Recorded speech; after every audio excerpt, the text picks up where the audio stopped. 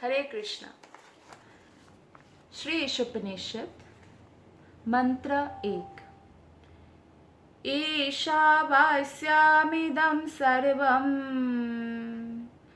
यत्किञ्च जगत्यां जगत् तेन त्यक्तेन भुञ्जीथा मा गृधः कस्य स्विद्धनम्। ईशावास्यामिदं सर्वं यत्किञ्च जगत्यां जगत् तेन त्यक्तेन भुञ्जीथा मा गृधः कस्य स्विद्धनम्। अनुवाद और तात्पर्य श्रील प्रभुपाद के द्वारा। श्रील प्रभुपाद की जय। अनुवाद। इस ब्रह्मांड के भीतर की प्रत्येक जड़ अथवा चेतन वस्तु भगवान द्वारा नियंत्रित है और उन्हीं की संपत्ति है। अतएव मनुष्य को चाहिए कि अपने लिए केवल उन्हीं वस्तुओं को स्वीकार करे जो उसके लिए आवश्यक है और जो उसके भाग के रूप में नियत कर दी गई है। मनुष्य को यह भलीभांति जानते हुए कि अन्य वस्तुएं किसकी है, उन्हें स्वीकार नहीं करना चाहिए। तो ये जो मंत्र 1 है ईशोपनिषद की, अगर ये एक मंत्र ही हम अपने जीवन में प्रयोग में ला पाए तो हमारा जीवन इतना सुखकर हो जाएगा कि हम कल्पना भी नहीं कर सकते हैं। इस मंत्र को सही ढंग से समझना बहुत आवश्यक है, क्योंकि इसमें ही हमारा शांति का, यानी जैसे हर व्यक्ति शांति चाहते हैं, खुशी चाहते हैं, आनंद चाहते हैं, उसका फॉर्मूला छुपा हुआ है। कोई भी एक व्यक्ति अपने सोच से सुखी भी रह सकता है और दुखी भी रह सकता है। जैसे मैं एक बहुत आसान सा एक मैनेजमेंट एग्जाम्पल आपको देती हूँ। जैसे एक मैनेजर ने 2 सेल्स पर्सन को बोला कि आप जाओ और ये एरिया है, उस एरिया में उनके कंपनी जूता बनाते हैं, तो उस एरिया में हमारा जूता बेचने का क्या स्कोप है रिसर्च करके आओ। तो for example sales person mister A और सेल्स पर्सन मिस्टर बी गए, तो ए और बी जाके वापस आए और दोनों ने सेम स्टेटमेंट दिया मैनेजर को कि सर, एक ने बताया कि वहाँ पे कोई जूता नहीं पहनता। मिस्टर ए ने बताया कि वहाँ पे कोई जूता नहीं पहनता, और ये स्टेटमेंट बी ने भी दिया, वहाँ पे सर कोई जूता नहीं पहनता। लेकिन उनकी सोच में डिफरेंस है। मिस्टर ए बोलते हैं सर वहाँ पे कोई जूता नहीं पहनता है, गांव जैसा एरिया है, तो हमें वहाँ पे बेचना मुश्किल है। मिस्टर बी ने कहा सर वहाँ पे कोई जूता नहीं पहनता है और हज़ारों की आबादी है, तो वहाँ पे हमारा बहुत स्कोप है जूता बेचने का, अगर हम एडवर्टाइजमेंट अच्छे से करेंगे। तो आपने देखा सेम जगह पे 2 लोग गए और दोनों का अलग अलग सोच है, एक नेगेटिव है, एक पॉजिटिव है।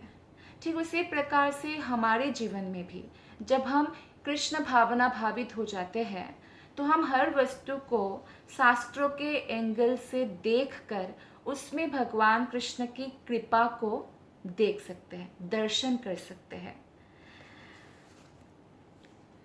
जैसे इसमें बताया गया है कि इस ब्रह्मांड के भीतर की प्रत्येक जड़ अथवा चेतन वस्तु भगवान द्वारा नियंत्रित है और उन्हीं की संपत्ति है।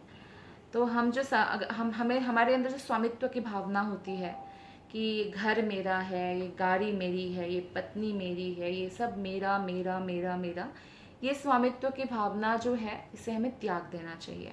और ये स्मरण रखना चाहिए कि इस पूरे ब्रह्मांड में कोई जड़ वस्तु हो, भले ही मान लीजिए कोई पत्थर हो या टेबल हो हमारे पास जो अवेलेबल है, टीवी हो या बिस्तर हो या कुछ भी जड़ वस्तु हो या चेतन हो, हमारे जो संबंधी है, हमारे जो बच्चे हैं, हमारे आसपास जो लोग हैं, कोई भी चेतन मतलब जैसे जिसमें जीवात्मा है, जैसे कि चल सकता है या नहीं चलने वाला तरुतृण वृक्ष आदि भी चेतन है।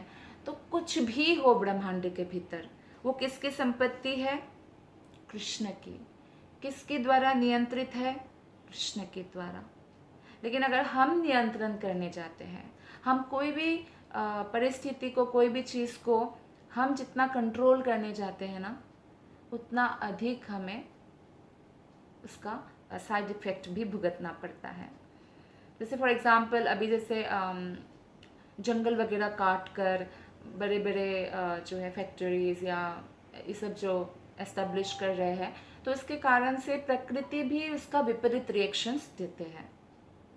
या कोई भी व्यक्ति हमारा रिलेशनशिप में ही है, हम उसके ऊपर बहुत कंट्रोल करने जाएंगे तो उसके बदले हमें बहुत सारा दुख भी मिलता है। तो इसी प्रकार से हमें ये समझना चाहिए कि सब कुछ कृष्ण द्वारा नियंत्रित है और कृष्ण की संपत्ति है। तो अगर हमारे परिवार वाले भी हैं, वो भी कृष्ण की संपत्ति है, क्योंकि आत्मा कृष्ण का अंश है। हम जितना प्रेम नहीं कर सकते अपने बच्चे को या पति को, पत्नी को, उससे कई ज़्यादा अधिक प्रेम भगवान आत्मा से करते हैं। तो उन्हीं की संपत्ति है, वही कंट्रोल कर रहे हैं और हम बस क्या है, अपना कर्तव्य को पालन करना है। अतएव मनुष्य को चाहिए कि अपने लिए केवल उन्हीं वस्तुओं को स्वीकार करे जो उसके लिए आवश्यक है और जो उसके भाग के रूप में नियत कर दी गई है। आवश्यक है, ये इम्पोर्टेंट है। मनुष्य को आवश्यक क्या है? रोटी, कपड़ा, मकान, तो आवश्यक है। तो जितना आवश्यक है उतना हमें अपने लिए रख के एक्चुअली बाकी संपूर्ण जो हमारे पास होता है वो दूसरों के भलाई के लिए उपयोग करना है। अब दूसरों का भलाई क्या हो सकता है? दूसरों का भलाई ये नहीं कि आप उसके सिर्फ शरीर की सेवा करो, आत्मा की सेवा करना ज़रूरी है। अगर जैसे आजकल लोग है कि गरीबों को मदद करो, मदद करो, मदद करो, ठीक है, गरीबों का आप मदद कीजिए, लेकिन उसको कृष्ण कॉन्शियस होकर मदद करना है, ताकि उस गरीब जो आत्मा है वो उसका भी उद्धार हो सके। जैसे पानी में कोई व्यक्ति डूब रहा हो तो आपने अगर उस व्यक्ति का कपड़ा बचाया लेकिन व्यक्ति को नहीं बचाया, तो ये क्या लाभ हुआ? लेकिन आपने व्यक्ति को बचाया, भले ही कितनी महंगे कपड़ा हो या पगड़ी हो, बहते जाने दिया, तो ये असली उद्धार हुआ। ठीक उसी प्रकार से ये जो शरीर है ना, हमने मनुष्य का शरीर पहना हुआ है, हम आत्मा है, लेकिन अपने कर्मों के अनुसार मनुष्य का शरीर मिला है, तो हम मनुष्य का शरीर पहने हुए। कोई कुत्ते का, कोई बिल्ली का, कोई हाथी का, कोई ककड़ोच का, ये अलग अलग शरीर धारण किए हुए हैं। जैसे हम कोई पार्टी में जाते हैं या कोई गेट टुगेदर में जाते हैं, तो मनुष्य सब मनुष्य है, लेकिन अलग अलग कपड़े, अलग अलग रंग के, अलग अलग डिज़ाइन के कपड़े पहनते हैं। तो ऐसा ही है। तो हम अगर किसी के शरीर की सेवा करते हैं तो ये किसी के कपड़े को बचाने जैसा हुआ, लेकिन हमें आत्मा के उद्धार के बारे में सोचना है। और एक बहुत इंपॉर्टेंट बात जो यहाँ पे है कि वही वस्तुओं को स्वीकार करें जो हमारे भाग में नियत कर दी गई हो। कई लोग ये सहन नहीं कर पाते कि उसके भाग्य में धन है तो मेरे भाग्य में क्यों नहीं, उसके भाग्य में नाम है तो मेरे भाग्य में क्यों नहीं, उसके भाग्य में पोजीशन है, पावर है, तो मेरे भाग्य में क्यों नहीं, उसके भाग्य में बच्चे हैं तो मेरे भाग्य में क्यों नहीं। लेकिन जो भी हमें अपने पूर्व जन्मों के हिसाब से जो भी हमें मिला हुआ है, और भक्तों को कृष्ण की कृपा से ज़्यादा ही मिलता है, तो उसी में हमें संतुष्ट रहना चाहिए। दूसरों के धन पर जो है नज़र रखना या उसको किसी भी तरह से छीनने की कोशिश करना या ईर्ष्या भाव हृदय में रखना, ये अच्छा नहीं है, ये खतरनाक है। इससे कोई भी भक्ति में प्रगति नहीं कर पाएगा और खुद भी दुखी रहेगा। अगर हमारे अंदर ईर्ष्या है, अहंकार है, क्रोध है, इससे कष्ट हमें ही होगा। जैसे आपने किसी को मारने के लिए एक जलता हुआ कोयला उठाया, लेकिन आपने होल्ड किया तो आपका हाथ भी जलेगा। तो इसमें हमें भगवान की कृपा देखना चाहिए। जैसे कि कुंती महारानी कहते हैं कि जिसके पास धन नहीं है, किंचन, तो भगवान जो है, भगवान के पास जाने के लिए क्वालिफिकेशन है।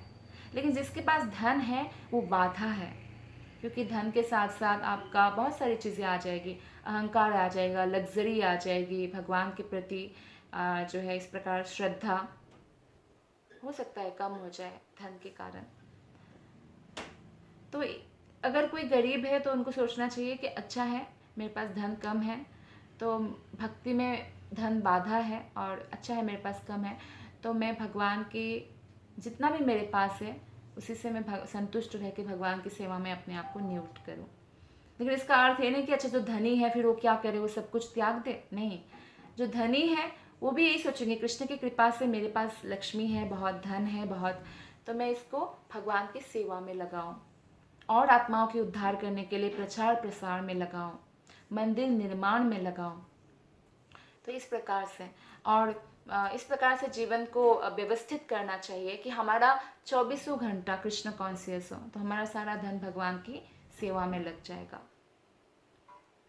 तो इस प्रकार से किसी के पास जो भी नहीं है वो दो प्रकार से सोच सकते हैं, पॉजिटिवली और नेगेटिवली। लेकिन एक कृष्ण भक्त हमेशा पॉजिटिवली ही सोचते हैं और उससे कृष्ण की कृपा मानते हैं। फॉर एग्जाम्पल, जैसे कि राजा चित्रकेतु थे, उन्होंने एक एक करके 1 करोड़ रानियों से विवाह किया।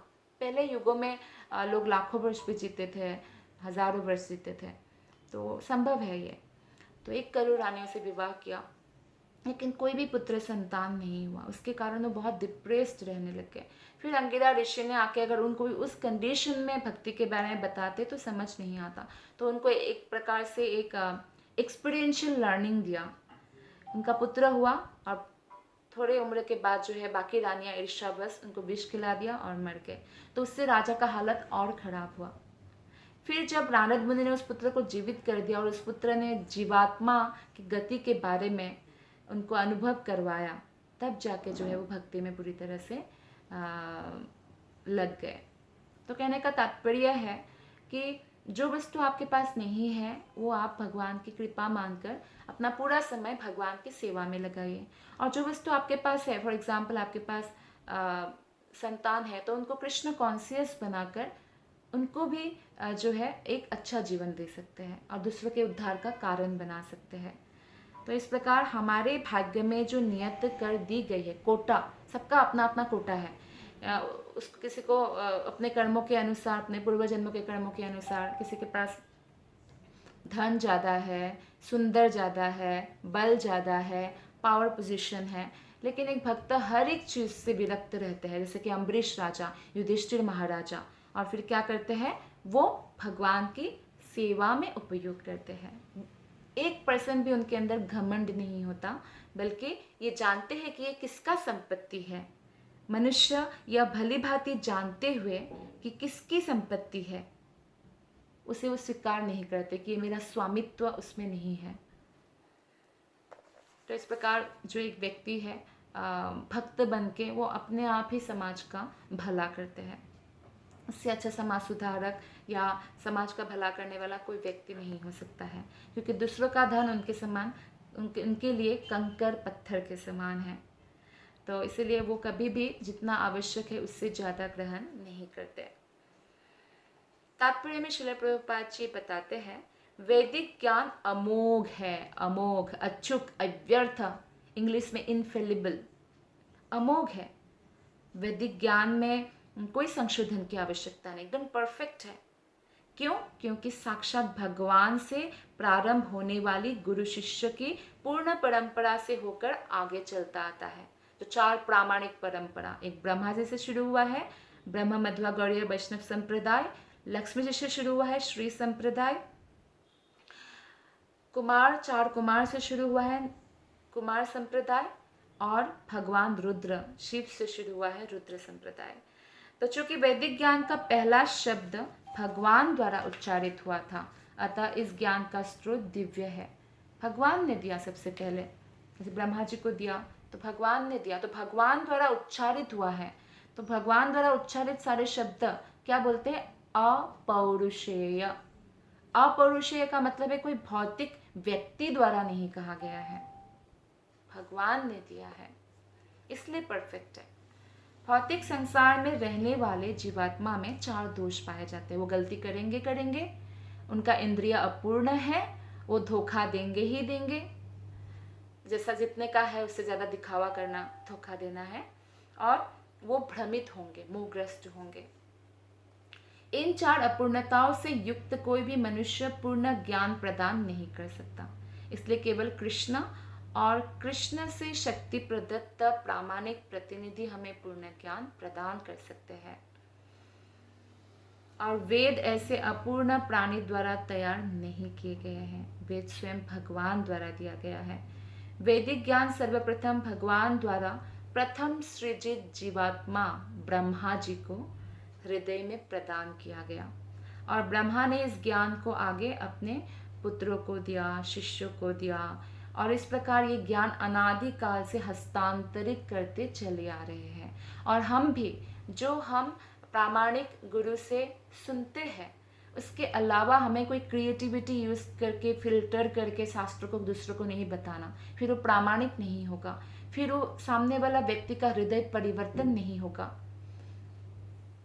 तो हमें क्या करना है, जो हमने गुरु परंपरा से एज इट इज यथारूप में सुना है उतना ही बोलना है, ये होगा परफेक्ट प्रीचिंग। तो इससे हजारों लाखों लोगों का हृदय परिवर्तन होगा। अगर आप प्रामाणिक व्यक्ति से सुनेंगे तो उससे भक्त नहीं बनते। चूंकि भगवान पूर्णम सब प्रकार से पूर्ण है, अतएव उन पर भौतिक प्रकृति के नियम लागू होने की कोई संभावना नहीं है, क्योंकि नियम उनके नियंत्रण में रहते हैं। राजाओं के राजा कृष्ण हैं, उन्होंने नियम बनाया है, उन पर भौतिक प्रकृति का नियम नहीं चलता है। लेकिन जीव तथा जड़ पदार्थ दोनों प्रकृति के नियमों द्वारा और अंततः भगवान की शक्ति द्वारा नियंत्रित होते हैं। लेकिन हम जीवात्मा कृष्ण पर डिपेंडेंट हैं, तो कृष्ण का जो शक्ति है वो हमें नियंत्रण करती है। तो इसलिए भगवान द्वारा नियंत्रित होने के कारण हम हमेशा जो है भगवान का लॉ बुक हमें पढ़ना है। जैसे कि भगवान का जो शास्त्र है, उपनिषद है, भगवत गीता, भागवतम, तो ये लॉ बुक है। तो किस तरह से रहने से हमारा नियंत्रक यानी कृष्ण प्रसन्न होंगे, वो हमें ध्यान में रखना चाहिए। यह ईशोपनिषद जो है यजुर्वेद का अंश है। फलस्वरूप इसमें इस ब्रह्मांड में स्थित समस्त वस्तुओं के स्वामित्व के विषय में जानकारी मिलती है। और ये जानकारी किसके लिए है? ताकि हम भगवान तक पहुंच सके। उपनिषद किस लिए है? ताकि हमें भगवान के इस उपनिषद ईश्वर के निकट ले जा सके। लेकिन इसके लिए हमें ऐसे व्यक्ति से श्रवण करना होगा जो कि प्रामाणिक है। नहीं तो ऐसे बहुत कथा होती है जिसमें जो सुनने वाले हैं वो रोते भी है, लेकिन घर जाके वही जो है वही के वही रहते हैं, भक्ति शुरू नहीं कर पाते हैं। इस ब्रह्मांड के भीतर की प्रत्येक वस्तु पर भगवान के स्वामित्व की पुष्टि भगवत गीता के 7वें अध्याय में की गई है। अपौरुषेय भगवान द्वारा कहा गया है, भगवत गीता परफेक्ट है। तो उसमें भगवान जी ने बताया है, जिसमें परा तथा अपरा प्रकृति की विवेचना की गई है 7.4 और 5 श्लोका में। प्रकृति के सब तत्व पृथ्वी, जल, अग्नि, वायु, आकाश और मन, बुद्धि, अहंकार भगवान की अपरा अर्थात भौतिक शक्ति से संबंधित है, जबकि जीव चेतन शक्ति अर्थात उच्चतर शक्ति है, परा प्रकृति है। पृथ्वी, जल, अग्नि, वायु, आकाश, मन, बुद्धि, अहंकार ये अपरा है। और परा प्रकृति क्या है? ये अपरा है, और इसलिए ये जो है महामाया द्वारा नियंत्रित है। लेकिन जब हम अपरा प्रकृति में आकर भी यानी महामाया के राज्य में आकर भी यानी भौतिक जगत में जन्म लेकर भी हर एक वस्तु को कृष्ण की सेवा में लगा देते हैं, तो हम परा प्रकृति के अधीन हो जाते हैं। भले ही हम महामाया के राज में हैं, लेकिन फिर वो योग माया हमें अपने संरक्षण में ले लेते हैं। आखिरकार योग माया से भी महामाया का भी विस्तार है। ये दोनों ही प्रकृतियां या शक्तियां भगवान से उद्भूत है, कृष्ण से उद्भूत है, और अंततोगत्ता जो कुछ भी विद्यमान है इन सब का नियंता कृष्ण है, भगवान है। ब्रह्मांड में ऐसी कोई वस्तु नहीं जो परा या अपरा प्रकृति के अंतर्गत ना हो। इसलिए प्रत्येक वस्तु उन परम पुरुष की संपत्ति है। और जब हम प्रत्येक वस्तु भगवान की संपत्ति मानेंगे तो क्या करेंगे, हम भगवान की संपत्ति है तो हम अच्छे से ध्यान रखेंगे और जितना अपने खुद को आवश्यकता है उतना ग्रहण करेंगे। किसी को भी जो है बाय हुक एंड क्रुक किसी का भी जो है धन छीनने की या किसी का भी भाग्य में जो निरूपित कर दिया है उसे छीनने की कोशिश नहीं करेंगे। परम पुरुष अर्थात भगवान एक पूर्ण पुरुष है। उनके पास अपनी विभिन्न शक्तियों के द्वारा हर वस्तु को समंजित करने की पूर्ण बुद्धि है। तो भगवान पूर्ण बुद्धिमान है। जब हम भगवान के प्रति शरणागत होते हैं, भगवान सब कुछ हमारे लिए मैनेज करते हैं। जैसे कि अर्जुन के लिए क्या, अर्जुन का तो कृष्ण सारथी तक बन गए, हमें बस शरणागत होने की देरी है। परम पुरुष की तुलना, ये एक एनालॉजी है जो श्रील प्रभुपाद ने तात्पर्य में बताया है। परम पुरुष की तुलना बहुधा अग्नि से की जाती है। जैसे अग्नि है, अग्नि से ही ताप या प्रकाश उत्पन्न हो रहा है। जैसे अग्नि के पास आप जाते हैं तो ताप मिलता है, प्रकाश मिलता है, लेकिन ये ताप और प्रकाश का उद्गम अग्नि है। ठीक उसी प्रकार से जड़ वस्तु हो इस भौतिक जगत में या चेतन वस्तु हो, दोनों का उत्पत्ति का कारण स्वयं भगवान है। परम नियंता है वो और सभी के पालन करता है। सभी के, कीड़े मकोड़े हो, मनुष्य हो, पशु पक्षी हो, सबके, और आदेशक भी है, वो हमें आदेश दे सकते हैं, वो हमारे अथॉरिटी है।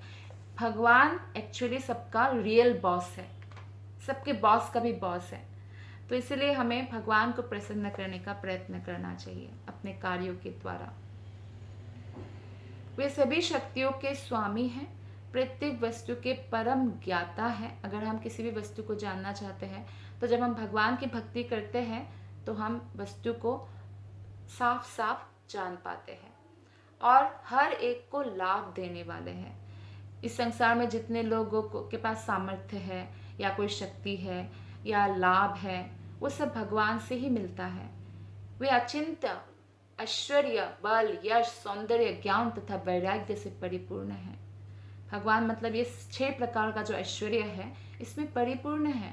इस संसार में कोई भी व्यक्ति ये दावा नहीं कर सकता है कि मैं ही सबसे धनी भी हूँ, शक्तिशाली भी हूँ, सुंदर भी हूँ, ज्ञानी भी हूँ, वैरागी भी हूँ। एक व्यक्ति में सब प्रकार के गुण नहीं पाया जाता। इसलिए द्रौपदी ने पूर्व जन्म में जो सब प्रकार के गुणों को मिलाकर एक पति पाना चाहा तो उनको नेक्स्ट जन्म में जो है शिव जी के वर से उनको 5 पांडव पति रूप में मिला। धर्म में श्रेष्ठ, बल में श्रेष्ठ, धर्म में श्रेष्ठ युधिष्ठिर महाराज, बल में श्रेष्ठ भीम, धनुर्धर, बेस्ट धनुर्धर अर्जुन, बहुत सुंदर बोलने वाला या बहुत सुंदर दिखने वाला नकुल सहदेव। तो इस प्रकार से जो है भगवान में ही सबसे ज्यादा जो है सुंदरता है। कृष्ण से ज्यादा सुंदर कोई भी नहीं है। सबसे ज्यादा धनी है, लक्ष्मियां उनकी सेवा करती है चरणों की। सबसे ज्यादा बल है, सबसे ज्यादा ज्ञानी है, सबसे ज्यादा वैरागी भी है। वही यश भी कृष्ण के पास ही है सबसे ज्यादा। तो अतएव मनुष्य को इतना बुद्धिमान तो होना ही चाहिए कि वो जान ले कि भगवान के अतिरिक्त अन्य कोई किसी वस्तु का स्वामी नहीं है। लेकिन इसका अर्थ यह नहीं कि अच्छा सब कुछ भगवान का संपत्ति है और हम भगवान के अंश हैं, हम भगवान के पुत्र पुत्री हैं तो हम कहीं से भी कुछ भी उठा लें। ऐसा नहीं है। जितना हमारे भाग्य में निरूपित कर दिया है उतना हमें एक्सेप्ट करना है। दूसरों के पास जो है वो हमें छीनना नहीं है या चुराना नहीं है या ईर्ष्या भी नहीं करना है। अतएव मनुष्य को इतना बुद्धिमान होना चाहिए कि वो यह जान ले कि भगवान के अतिरिक्त और कोई स्वामी नहीं है और उतना ही वस्तु स्वीकार करना चाहिए जितना नियत कर दिया गया है। तो इसमें एक बहुत सुंदर उदाहरण के साथ हम समझ सकते हैं। जैसे गाय है, गाय दूध देती है और दूध मनुष्य के लिए होता है, लेकिन गाय अपना दूध नहीं पीती, गाय घास खाती है। तो यानी गाय के लिए नियत कर दिया गया है घास, मनुष्य के लिए नियत कर दिया गया है दूध या साग या अन्न इत्यादि। लेकिन मनुष्य के लिए पशु पक्षी मछली अंडा ये सब नहीं है नियता, इसलिए वो सब खाने से भी पाप लगते हैं। तो इसलिए हमें उन्हीं वस्तुओं से संतुष्ट रहना चाहिए जो हमारे लिए नियत कर दिया गया है। और हमेशा स्मरण रखना चाहिए कि हमारे पास जो वस्तुएं हैं वो भी कृष्ण का है, उसको लेकर घमंड करना, अहंकार करना नहीं है। भले हमारे पास कुछ शक्ति है, कुछ कला है और सुंदरता है, एजुकेशन है, धन है, चाहे कुछ भी है, या बहुत सुंदर हरा भरा हुआ परिवार है, सुखी रहने वाला, सब समृद्धि है, तो ये सब भी किसका है? कृष्ण का संपत्ति है। तो इन सब के द्वारा भी किसकी सेवा करना है? कृष्ण की सेवा करनी है। श्रील प्रभुपाद इसमें एक उदाहरण देते हैं कि जैसे हमारा घर मिट्टी, लकड़ी, पत्थर, लोहा, सीमेंट इन सब वस्तुओं से बना हुआ होता है। लेकिन हम लोग अगर चाहें कि हम मिट्टी बनाएं, लकड़ी बना दे, पत्थर बना दे, लोहा, सीमेंट, ये सब जो है हम अपने आप नहीं बना सकते, ये सब भगवान का दिया हुआ है। ये जो पूरे जल है, पानी के बिना हमारा प्राण नहीं रह सकता है। इंसान खाए बिना हो सकता है 7 दिन तक जीवित रहे, लेकिन पानी बिना 3 दिन से अधिक को नहीं रह पाएगा। तो ये पानी किसने दिया? कृष्ण ने दिया। ये मिट्टी किसने दिया? कृष्ण ने दिया। तो हम बस उसको इकट्ठा कर सकते हैं और घर बना सकते हैं, लेकिन हम उसको अपना ये नहीं बोल सकते कि हम स्वामी हैं इसका, क्योंकि सब कुछ कृष्ण का दिया हुआ है। और कोई भी जैसे कि मान लीजिए एक लेबर है या श्रमिक है, उसने घर बनाया, तो उसने ये नहीं बोल सकता कि मैंने घर बनाया तो ये घर का मालिक मैं हूँ। ठीक उसी प्रकार से ये मिट्टी, ये जो दिया हुआ है, सब कुछ भगवान का है। तो इसलिए हम ये नहीं बोल सकते हैं कि ये इसका मालिक मैं हूँ, क्योंकि सब कुछ दिया हुआ भगवान का है, वो उपयोग करके हमने कोई बिल्डिंग बनाया है। तो आधुनिक समाज में 2 पार्टी की झगड़ा चलता रहता है, जैसे श्रमिक और पूंजीपतियों का, या पूंजीपति और साम्यवादी का, कैपिटलिस्ट कम्युनिस्ट का झगड़ा चलता रहता है। लेकिन मनुष्य जीवन झगड़ा करने के लिए नहीं है, जैसे कुत्ते बिल्लियों में झगड़ा चलता है। तो मनुष्य जीवन शांतिपूर्वक जो भी हमारे भाग्य में निरूपित है उसको ग्रहण करते हुए, संतोष करते हुए भक्ति करने के लिए। संतोष सत्वगुण है और सत्वगुण भक्ति में सहायक है। श्री ईशोपनिषद कुत्ते बिल्लियों को उपदेश नहीं दे सकती, लेकिन यह मनुष्य को प्रामाणिक आचार्यों के माध्यम से ईश्वर का संदेश प्रदान कर सकती है। मनुष्य का बुद्धि विकसित है, तो मानव जाति को चाहिए कि ईशोपनिषद के इस वैदिक ज्ञान को ग्रहण करे और भौतिक स्वामित्व के लिए झगड़ा ना करे। तो मनुष्य को भगवान की कृपा से जो भी सुविधाएं प्राप्त हुआ है उसी से संतुष्ट रहना चाहिए। यदि वे पूर्ण पुरुषोत्तम भगवान के स्वामित्व को स्वीकार नहीं करते, भले ही वो कैपिटलिस्ट हो या कम्युनिस्ट हो, पूंजीवादी हो, साम्यवादी हो, तो वो सारी संपत्ति जिसे वे बोलते हैं कि हमारा है, वो चुराई हुई है, क्योंकि भगवान के अस्तित्व स्वीकार नहीं कर रहे हैं और भगवान को स्वीकार नहीं कर रहे और भगवान का दिया हुआ है और उसको खुद हड़प रहे हैं। फलस्वरूप उन्हें प्रकृति के नियमों के द्वारा दंडित होना पड़ेगा। क्या नियम है? जन्म मृत्यु जरा व्याधि के चक्र में हमेशा पड़े रहेंगे। जैसे आजकल नाभिकीय बम बनाया जा रहा है, तो ये बम साम्यवादियों के पास भी है, पूंजीपतियों के पास भी है, और जब झगड़ा होगा एक दूसरे के ऊपर फेंकेंगे और विनाश हो जाएगा। तो इसलिए अपने आप को बचाने और विश्व में शांति लाने का प्रयास करना चाहिए, और शांति लाने का प्रयास तभी सफल होगा जब दोनों पक्ष श्री ईशोपनिषद के उपदेशों का अनुसरण करेंगे। खासकर ये जो श्लोका है कि एक दूसरे के जो भी मिला हुआ है उसमें संतुष्ट रहकर भगवान की भक्ति करें, भगवान के स्वामित्व को स्वीकार करें। मनुष्य कुत्ते बिल्लियों की तरह लड़ने झगड़ने के लिए निमित्त नहीं बने हैं। उन्हें इतना बुद्धिमान होना चाहिए कि मानव जीवन की महत्ता क्या है, मानव जीवन का उद्देश्य क्या है। तो ये वैदिक साहित्य इसलिए मानव समाज के लिए दिया है। और जब भगवान श्री कृष्ण भागवत गीता देते हैं तो ऐसा नहीं कि भारतवासी के लिए, समस्त मनुष्य के लिए। इसलिए श्रील प्रभुपाद ने पूरे विश्व में प्रचार किया, पूरे विश्व में भगवत गीता का प्रचार किया। तो कई बार हम देखते हैं कि ऐसा होता है कि अपने भोजन के लिए पशु का वध करते हैं, पक्षी का वध करते हैं, और आजकल जाने क्या क्या खाते नहीं हैं लोग। किंतु मनुष्य अगर अपने जीव को तुष्ट करने के लिए पशु का वध करता है तो प्रकृति के नियमों को तोड़ने के लिए उत्तरदायी होता है और उसको दंड भुगतना पड़ता है, तो उसको भी ऐसा ही सेम कष्ट प्राप्त होता है। तो हम जब किसी को कष्ट देते हैं तो हमें सेम कष्ट प्राप्त होता है। जैसे कि मनुष्य के लिए ऐसा नहीं है कि पशु पक्षी का मांस खाएगा तभी वो जीवित रहेगा। मनुष्य साग अन्न आदि खाकर भी जीवित रह सकता है, लेकिन अगर वो ऐसा नहीं करता है तो प्रकृति से द्वंद्व भुगतना पड़ता है। हमें एक बात समझना होगा कि ये जो ऐसा प्रश्न आता है कि अच्छा बाघ भी तो हिरण खाते हैं तो क्या उसको पाप नहीं लगता? बिल्कुल नहीं लगता है। पशु कोई दूसरे पशु को खाता है या पक्षी कोई दूसरे पक्षी को खाते हैं, पशु को खाते हैं, उनको पाप नहीं लगता है, क्योंकि ऑलरेडी वो अपने पाप को भुगत रहे हैं, भोग शरीर में है। पशु पक्षी तरु तृण और बाकी जो जीवात्मा जो जिस शरीर में है, मनुष्य शरीर में जो नहीं है, वो भोग शरीर में है, वो अपने पाप का दंड भुगत रहे हैं उस शरीर में रहकर।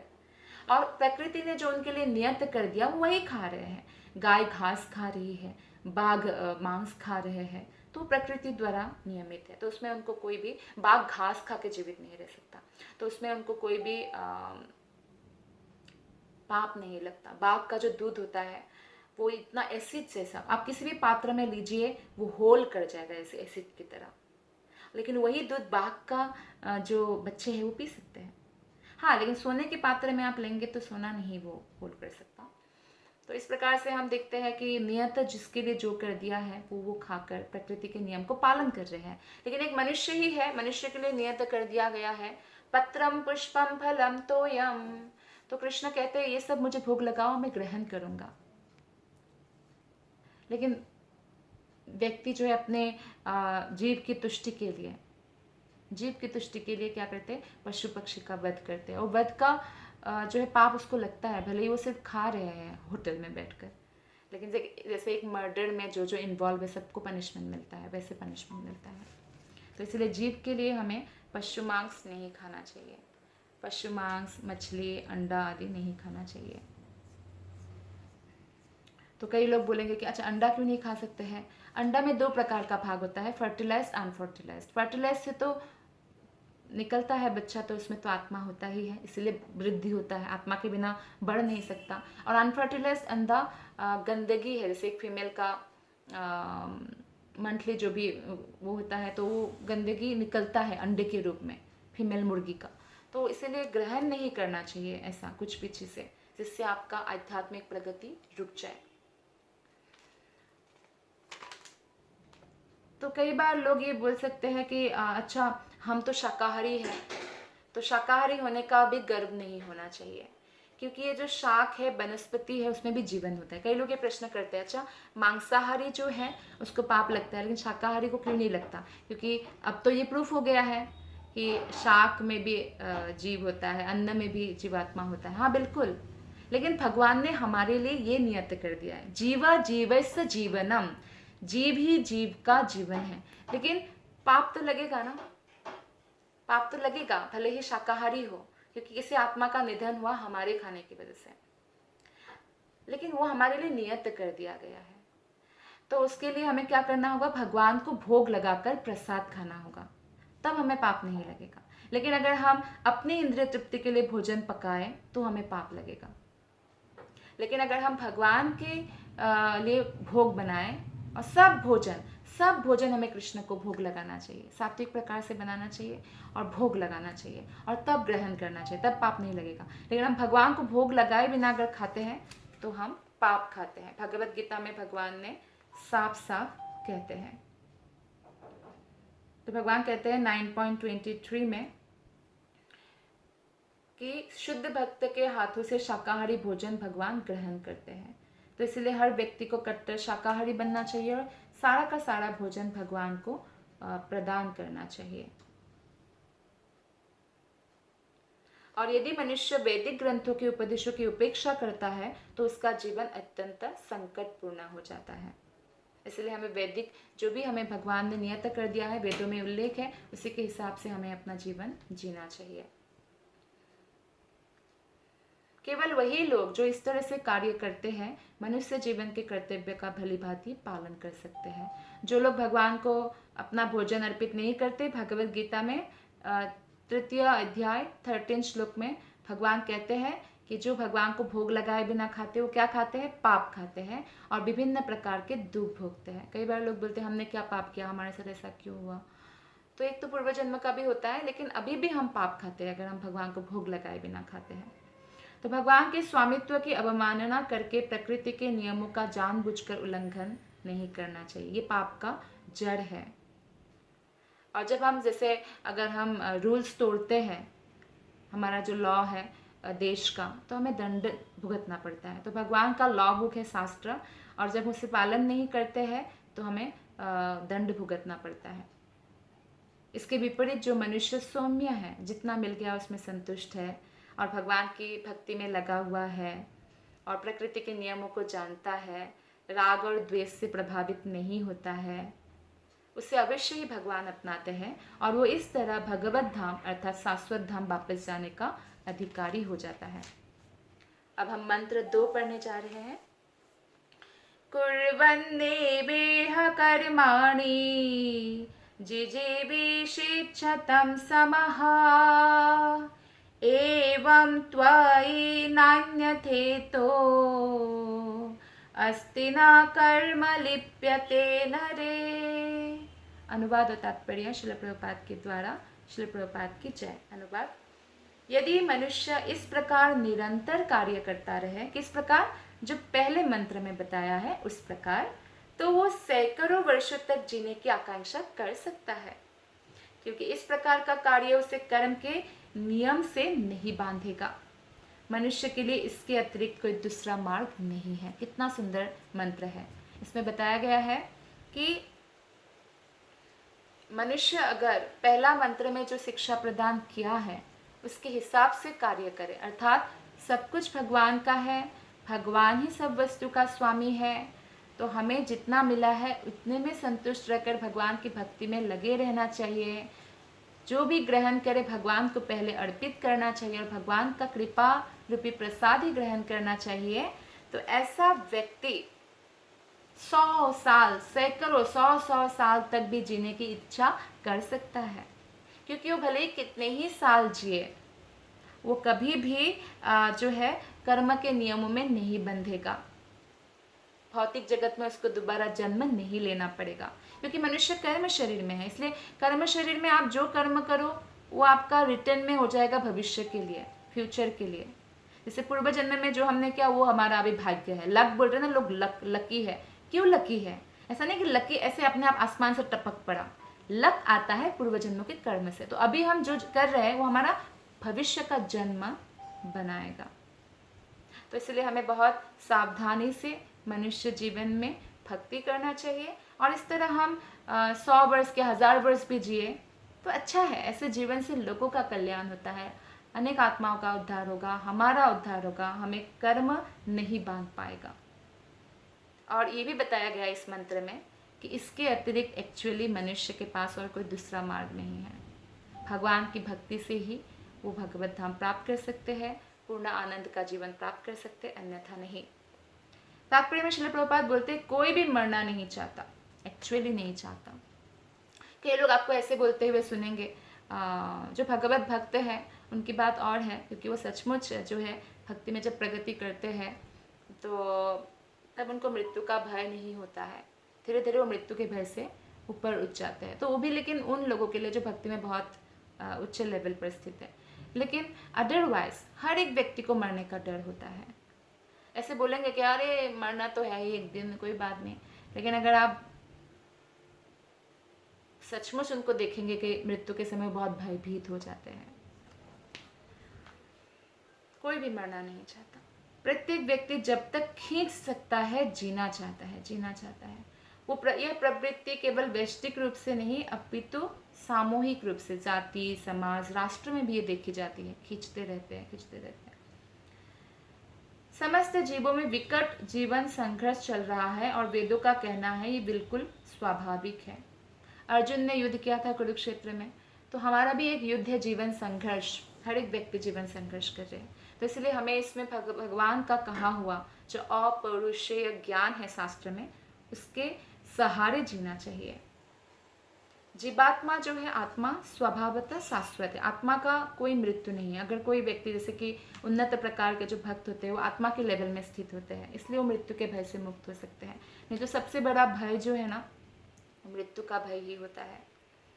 लेकिन भौतिक जगत में अपने बंधन के कारण एक आत्मा को बार बार शरीर बदलते रहना पड़ता है, और शरीर बदलते समय बहुत कष्ट होता है। जन्म का भी कष्ट है, वो भागवतम में वर्णन है कितना कष्ट होता है जन्म के समय।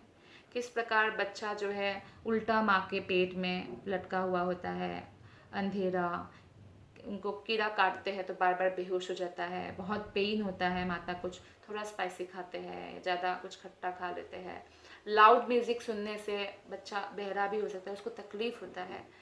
तो इस प्रकार की अनेक तकलीफों के बारे में है।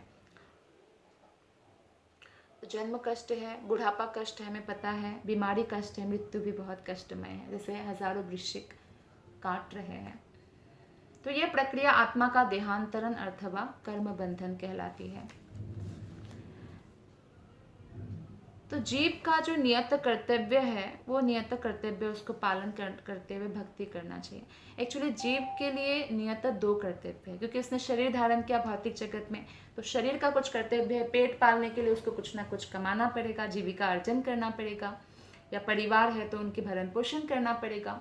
और दूसरा है आत्मा का कर्तव्य, भगवान की भक्ति करते हुए भगवत धाम वापस जाना, जहाँ पे कोई शरीर का कर्तव्य नहीं रहेगा।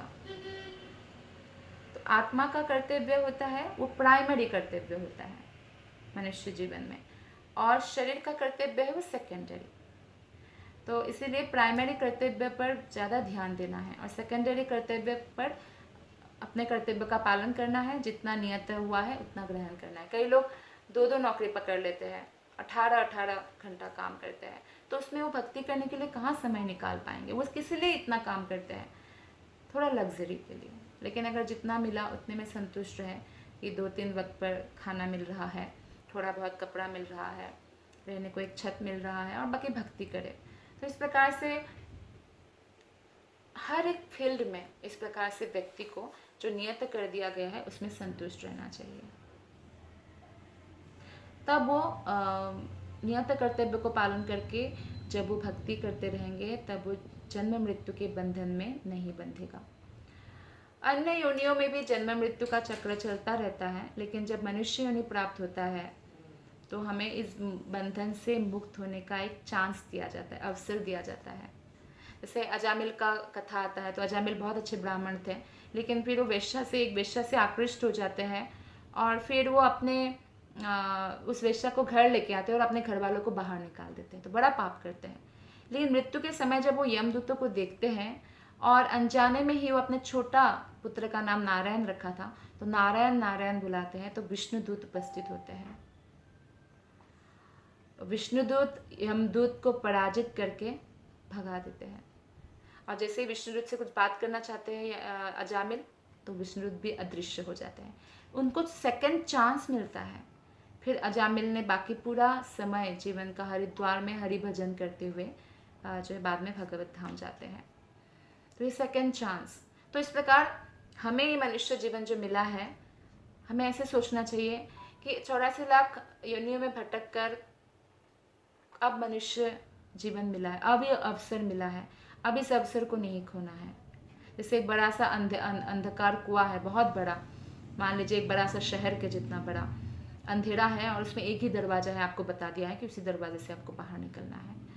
तो आप जो है गोल गोल घूम रहे, और जब दरवाज़ा आता है तो अगर हमें खुजली हो जाए, हम खुजली करने लग जाए और दरवाज़ा क्रॉस हो जाए, तो और कितना घूमना पड़ेगा। ठीक उसी प्रकार से हम 84 लाख योनियों में घूम के आए हैं, मनुष्य जीवन मिला है, दरवाज़ा है भगवत धाम जाने का, भक्ति करो भगवत धाम जाओ। तो फिर अगर हम उस दरवाजे में हमें इंद्रिय तृप्ति का खुजली हो जाए तो क्या होगा? हम उस अवसर को खो देंगे। तो हमें ये अवसर नहीं खोना है।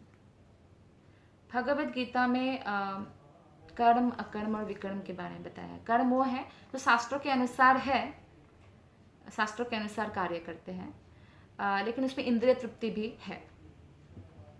विकर्म वो है जो शास्त्रों के अगेंस्ट है, जैसे किसी का मर्डर करना, किसी को चीटिंग करना, विकर्म है। शास्त्र के अनुसार जो नहीं है वो विकर्म है। और अकर्म वो है जो भगवान कृष्ण की सेवा में करना, जिससे कर्म बंधन हमें नहीं छू पाते हैं। तो इसलिए बुद्धिमान व्यक्ति ना कर्म करते हैं ना अकर्म करते हैं, क्योंकि कर्म करने पर भी उन्हें क्या करना पड़ेगा, भौतिक जगत में रहना पड़ेगा, और अकर्म विकर्म करने पर भी भौतिक जगत में। तो वो अकर्म करते हैं। अकर्म मतलब ऐसा कर्म जो भौतिक बंधन में नहीं बांधता। वो जो भी कार्य करते हैं उसका फल कृष्ण भगवान को समर्पित करते हैं, और वो जो भी ग्रहण करते हैं उससे पहले भगवान को समर्पित करते हैं। तो इस प्रकार से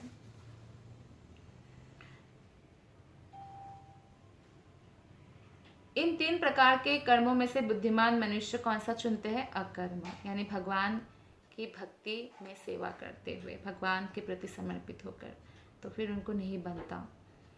सामान्य लोग जो है, जनसाधारण, प्रसिद्धि प्राप्त करने के उद्देश्य से कार्य करते हैं। और बच्चे को भी माँ बाप यही सिखाते हैं, बहुत नाम कमाना बेटा, ये सक्सेस नहीं है। ये सक्सेस का गलत डेफिनेशन है, ये सक्सेस नहीं है। मनुष्य शरीर पाया है तो भगवत धाम जाने के बारे में सोचना चाहिए। प्रसिद्धि कमाने से प्रसिद्धि होगा, आप नियत कर्तव्य कर रहे हैं, सबका भला, प्रसिद्धि होगा, अपने आप आएगा। तो इसलिए प्रसिद्धि प्राप्त करने के उद्देश्य बहुत लोग कार्य करते हैं, स्वर्ग में जाने के उद्देश्य से कार्य करते, कर्म करते हैं। तो आप अगर पुण्य कर्म भी करते हैं तो भी वो बंधन है, पाप कर्म भी करते हैं, विकर्म, तो भी बंधन है। कर्म और विकर्म दोनों बंधन का कारण है, अच्छा हो चाहे बुरा हो। हाँ, जैसे दोनों जंजीर है, एक सोने की जंजीर है तो एक चांदी की है, लेकिन दोनों जंजीर है, या सोने की या लोहे की, ऐसे भी हम समझ सकते हैं। तो बुद्धिमान पुरुष ये भली भांति जानते हैं कि अच्छे या बुरे कार्य समान रूप से मनुष्य को भौतिक कष्ट से बांधने वाले हैं। अतएव वे ऐसा कार्य खोजते हैं, वो क्या है? भगवान की सेवा। भगवान की सेवा में हमें कोई भी कर्म बंधन नहीं लगता है। लेकिन इसका मतलब ये नहीं कि अच्छा हम जो नौकरी चाकरी करते हैं सब छोड़ के क्या भगवान की सेवा कर ले। नहीं, नौकरी चाकरी जो कर रहे हैं वो आपका नियत कर्तव्य है, शरीर को, पेट को पालन करने के लिए, परिवार को पालन करने के लिए वो करे, लेकिन भगवान के प्रति समर्पित होकर करें।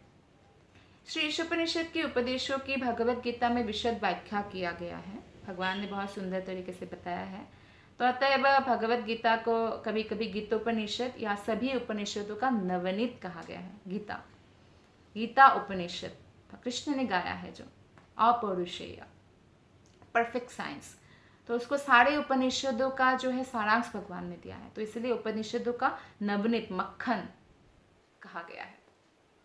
भगवत गीता 3 अध्याय के 9वें श्लोक से लेकर 16वां श्लोक में भगवान कहते हैं कि मनुष्य को तब तक नैष्कर्म्य या अकर्म अवस्था प्राप्त नहीं होती जब तक वो वैदिक साहित्य में वर्णित स्वधर्म का आचरण नहीं करता।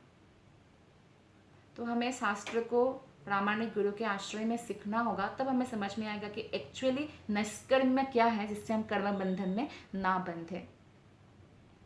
वेद मनुष्य की कार्य शक्ति को इस प्रकार नियमित कर सकते हैं कि वो धीरे धीरे भगवान की सत्ता का अनुभव करने लगता है। तो ये ग्रेजुअल प्रोसेस है। अच्छा, आज से ही मैं 16 माला हरे कृष्ण महामंत्र का करने लग जाऊं तो आज ही मुझे सब रियलाइजेशन हो जाए, नहीं।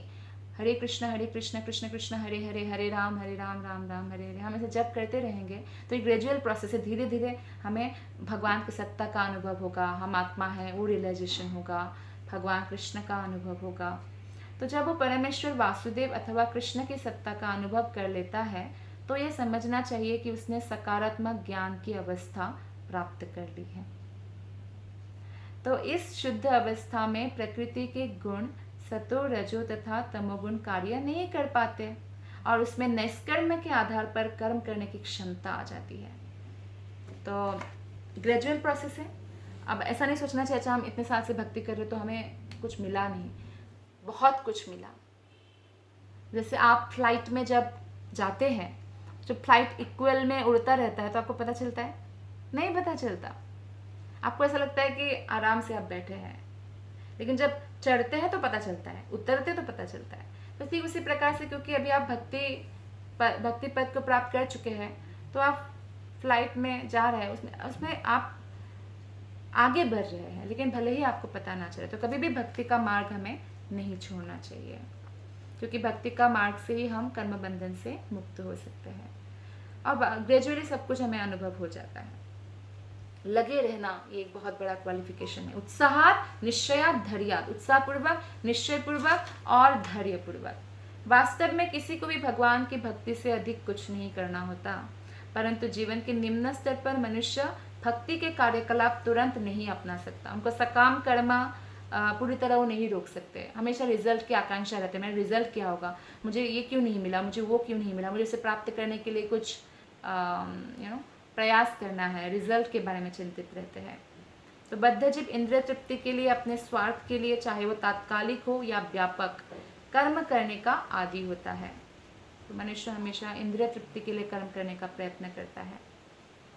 सामान्य व्यक्ति अपनी निजी इंद्रिय तृप्ति के लिए कार्य करता है, और जब इंद्रिय तृप्ति का यह सिद्धांत समाज, राष्ट्र या मानवता तक विस्तारित हो जाता है तो यह अनेक आकर्षक नाम धर लेता है। परोपकार, समाजवाद, साम्यवाद, राष्ट्रवाद, मानवतावाद। कई लोग बोलते हैं भक्ति भक्ति मत करो, धर्म वर्म कुछ नहीं होता, मानवता ही सब कुछ होता है। ये गलत शिक्षा है, गलत शिक्षा है। हम अपना इंद्रिय तृप्ति करते हैं, हम अपने स्वार्थ के लिए काम करते हैं, फिर अपना स्वार्थ छोड़कर जब दूसरों की इंद्रिय तृप्ति करने लगते हैं, समाज का या इसका दूसरों का मतलब शरीर की सेवा सिर्फ, तो उसको बोलते हैं एक्सटेंडेड सेंस ग्रेटिफिकेशन। अर्थात फॉर एग्जाम्पल किसी ने अपना इंद्रिय तृप्ति त्याग कर दूसरों का समाज सेवा में लग गए, तो जिन गरीबों की उन्होंने सेवा किया उनके सर पर पांव रखे, वो तो स्वर्ग चले जाएंगे, लेकिन उन गरीबों का क्या होगा। तो इसीलिए ये बुरी बात नहीं है, अच्छी बात है कि आप समाज का सेवा करें, परोपकार करें, लेकिन कैसे करना है, कृष्ण कॉन्शियस होकर करना है। वही भोजन अगर आपने कृष्ण को समर्पित करके गरीबों को खिलाया तो उन गरीबों का भी उद्धार होगा, वो भी भगवत धाम जाने का मार्ग पकड़ लेंगे। भगवत गीता 2.40 में भगवान कहते हैं, भगवान श्री कृष्ण कहते हैं कि भगवत केंद्रित कार्य इतने महत्वपूर्ण होते हैं कि उनमें से कुछ एक भी मनुष्य को बड़े से बड़े भय से बचा सकते हैं। मतलब हमें भगवान को अपने जीवन का सेंटर बनाना चाहिए, धन को, प्रसिद्धि को, सुंदरता को या किसी और चीज को नहीं, भगवान को। और जीवन का सबसे बड़ा भय यह है कि हम 84 लाख योनियों में फिर से ना भटकने लग जाए, बहुत कष्ट है उसमें, तो उसमें पुनः ना गिर जाए। उसके लिए हमें भगवान को ईश केंद्रित होना चाहिए, हमारा जीवन ईश्वर केंद्रित। यदि किसी भी तरह मनुष्य अपने इस मनुष्य जन्म द्वारा प्रदत्त आध्यात्मिक अवसर को खो देता है और फिर से वही 84 लाख योनियों की विकास चक्र में गिर जाता है, तो इससे बड़ा दुर्भाग्य और कुछ नहीं हो सकता है। मूर्ख मनुष्य अपने दोषपूर्ण इंद्रियों से यह नहीं देख पाता कि ऐसा हो रहा है। फलस्वरूप श्री ईशोपनिषद हमें सलाह देती है कि हम अपनी शक्ति ईशावास्य रूपी भावना में लगाएं। तो मंत्र 1 ईशोपनिषद का, जितना नियत कर दिया उतमें संतोष रखकर कृष्ण की भक्ति करें। इस भावना में लगकर हम कितना भी 1000 साल भी जीवित रहे तो कोई हानि नहीं है। नहीं तो दीर्घकालीन जीवन का क्या महत्व है। ऐसे भी वृक्ष है जो हजारों साल जीवित रहते हैं, तो क्या वो वृक्ष महान हो गए? या कोई जैसे भैंस बहुत खाते, ऊंट बहुत खाते, तो क्या हमसे ज्यादा खाए तो वो महान हो गए? या कुत्ते और सुअर बहुत संतान उत्पन्न करते, एक मच्छर 500 संतान भी एक साथ उत्पन्न करते, तो क्या वो महान हो गए? ऐसा नहीं है। तो विनित भगवत केंद्रित जीवन, विनित मतलब विनम्र पूर्वक, भगवत केंद्रित जीवन हमें अगर रहे और ईश्वर रहित परोपकार को छोड़कर ईश्वर को अपने जीवन में लाकर परोपकार करे, दूसरों के आत्माओं का भी, दूसरे को भी उद्धार करे, दूसरे आत्माओं का भी, तो इससे अच्छा कुछ नहीं हो सकता है। लेकिन ईश्वर रहित परोपकार, श्रील प्रभुपाद कहते हैं, ये विराट पाखंड है एक प्रकार से। मतलब आपने सिर्फ शरीर का सेवा किया और उनके शरीर की सेवा करके आप स्वर्ग चले गए, लेकिन उनका कुछ नहीं हुआ, वो आपके ऋणी बन गए। तो जब श्री ईशोपनिषद की भावना से परोपकारी कार्य किए जाते हैं तो वे एक प्रकार के कर्मयोग बन जाते हैं। तो जब हम भगवान के प्रसाद खिलाए, भगवान को प्रदान करके दूसरों को दे, तो उसमें ना हमको ऋण लगता है ना उनको, हम भी भगवत धाम जाते हैं और वो भी। तो ये अच्छा कंसेप्ट है। ऐसे कर्मों की संतुष्टि भगवत गीता में 18वें अध्याय में 5 से 9 श्लोक में की गई है, क्योंकि उनमें उनके कर्ता को जन्म मृत्यु के विकास चक्र में गिरने के भय से सुरक्षा प्रदान करने की गारंटी प्राप्त होता है, उनको नहीं गिरना पड़ेगा फिर से। और इस प्रकार भगवत केंद्रित कार्यकलाप अधूरे रहने पर भी, मान लीजिए अधूरा रहा, मान लीजिए इस जन्म में हमने अब पूरा जीवन भगवत भक्ति नहीं भी कर पाए, किसी कारण किसी का पतन भी हो जाता है, तो भी अगला जीवन मनुष्य योनि ही मिलेगा, ये सुनिश्चित हो जाता है। तो ये बताया भी गया है भगवत गीता में कि कोई योगी अगर फेल हो जाए, बीच में पतन हो जाए, तो भी उनको बहुत अच्छा परिवार में, बहुत अच्छा धनवान विद्वान परिवार में जन्म मिलता है। इस प्रकार मनुष्य को मुक्ति मार्ग पर अपनी स्थिति सुधारने का एक और अवसर प्राप्त हो जाता है। तो मनुष्य ईश केंद्रित कार्य किस प्रकार कर सकता है, इसका विवरण आगे हम ईशोपनिषद के बाद भक्ति रसामृत सिंधु पढ़ेंगे रूप गोस्वामी द्वारा कृत, उसमें हम उससे भी लाभ उठाने का प्रयत्न करेंगे। Thank you very much. Hare Krishna.